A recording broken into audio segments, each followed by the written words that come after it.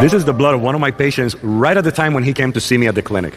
It looks like there's stacks of coins piled against each other. Those are red blood cells. They're not supposed to be like that. They're supposed to be separate from each other, nice and round, floating around the blood, transporting oxygen, and this is not happening here. The blood is so acid that they're trying to protect themselves. So in this person, there's not an adequate transport of the oxygen. You see these little dots in the background? These are bacteria in the blood.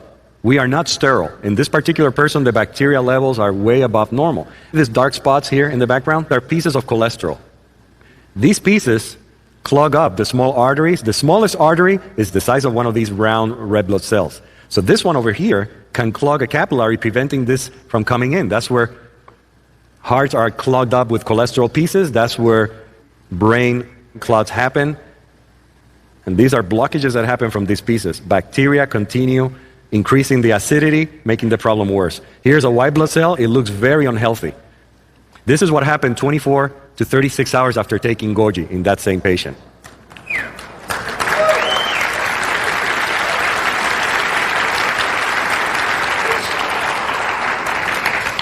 The cells have separated, meaning the blood is becoming more alkaline.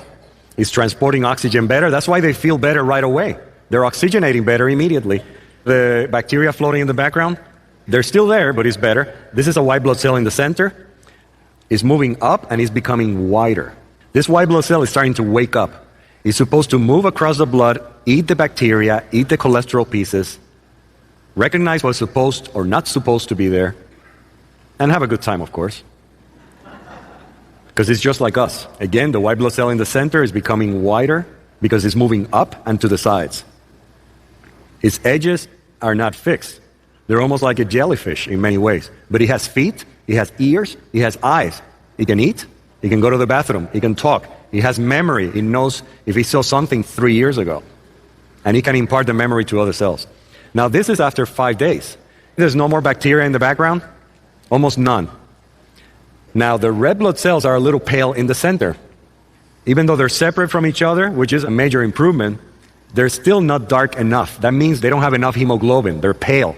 Therefore, they're anemic. This patient is still anemic. They're still pale in the center, and he's still a little bit acidic. You see these two shiny things in the upper left corner? These are uric acid crystals. Hence the name, uric acid. These are acid crystals. This person is getting better, feeling better, less bacteria, and after 8 days of taking goji. There's no more anemia, except maybe a little bit in the lower right-hand corner, but most of them have a good content of hemoglobin. So we're seeing at the cellular blood level how goji and subsequent alkalinization of the blood is affecting the parameters that we know make a big difference in predicting how these people are going to do. Not only that, but this white blood cell looks healthy. It has well-delineated edges. It's not fussy like the first one we saw. Okay, this is a healthy white blood cell after taking goji for approximately 10 days. It's touching this red blood cell very closely. It recognizes that it's part of itself. It doesn't attack it. But then there's something else down here. This is a fungus. This white ball is not supposed to be there. This is another fungus cell. They're rather large compared to the bacteria that are floating in the background. So he senses that and he goes after it. He sees it at a distance. It smells it. So he leaves the red blood cell alone and he goes after this fungus.